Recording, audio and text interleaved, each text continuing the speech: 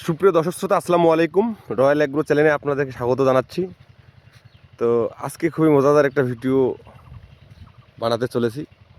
সেটা হচ্ছে যে আপনারা দেখতে পাচ্ছেন কিভাবে ফার্মে আলুর বীজ তৈরি করে উৎপাদন করে।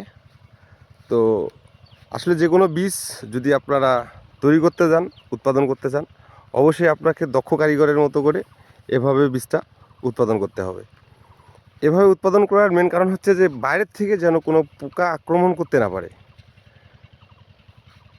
ফল গাছ ফল কিন্তু আসে গাছ থেকে।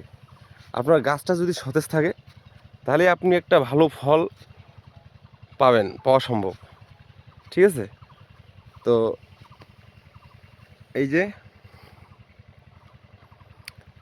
তো এইভাবে আবদ্ধ করে যে কোনো ধরনের বীজ তৈরি করতে হয়, যেন মশামাছি বাইরের পোকার আক্রমণ থেকে আপনারা রেহাই পান। ঠিক আছে? তো এইভাবে বেড করছে। হ্যাঁ,